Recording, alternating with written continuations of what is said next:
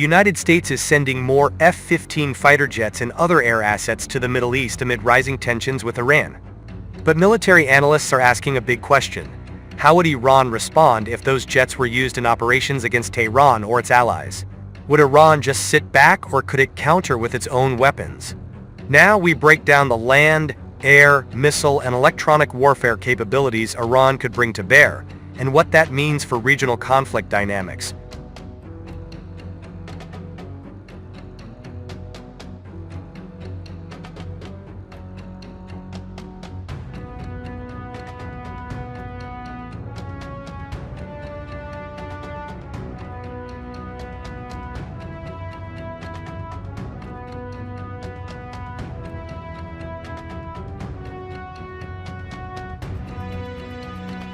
The U.S. deployment is meant to deter Iranian aggression, protect allies and U.S. bases, provide air superiority and strike capability.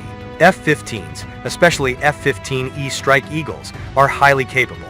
Long-range, heavy weapons load, advanced avionics, integrated with drones and missiles. In recent conflicts, they've also been armed with laser-guided rockets and air-to-air missiles to intercept aerial threats including drones. This bolsters the U.S. defensive posture, but it also signals potential offensive capability if ordered.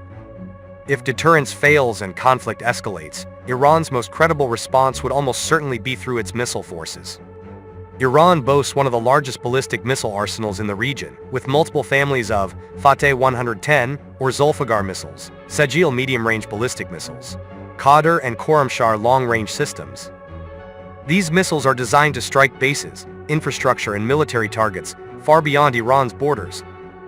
In past escalations, Iran has launched waves of missiles at Israel and U.S. positions.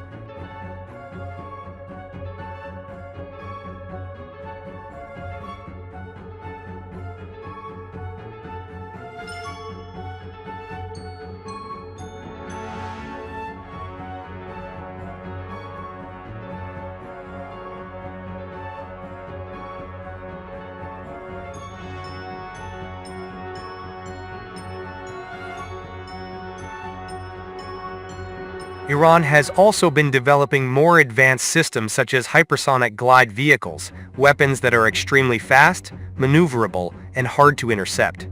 While these systems are still being tested and integrated, they represent a new threat vector that could complicate U.S. air operations. These weapons are designed to reduce warning time, avoid predictable trajectories, challenge layered defenses. Against F-15s operating near Iranian airspace, this becomes a significant deterrent factor. Iran's response won't be limited to offensive missiles. It will include defensive systems aimed at countering U.S. aircraft and drones. Key Iranian air defense assets include Khordad 15 surface-to-air missiles capable of engaging aircraft, drones, and cruise missiles. Rad air defense system, designed to counter jets and missiles. Zubin short-range defense, meaningfully similar in role to Iron Dome-style systems for close-in threats. Falak phased-array radars that enhance long-range detection. These systems give Iran a layered defensive umbrella, making it costly for U.S. aircraft to penetrate Iranian airspace or target missile and command sites.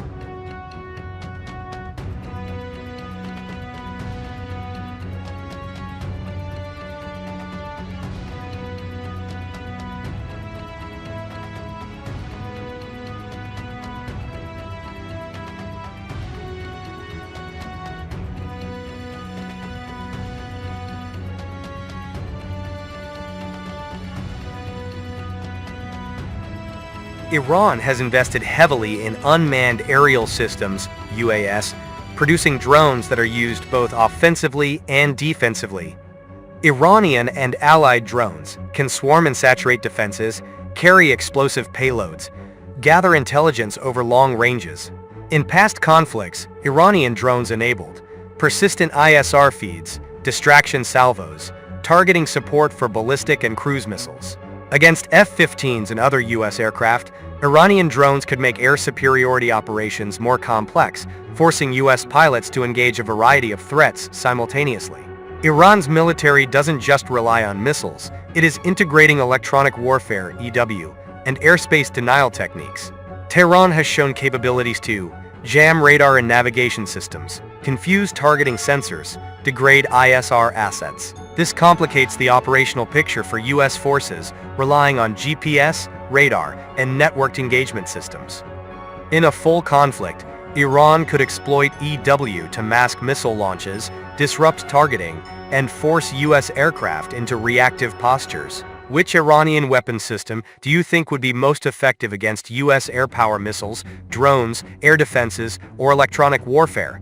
Comment below and let's discuss.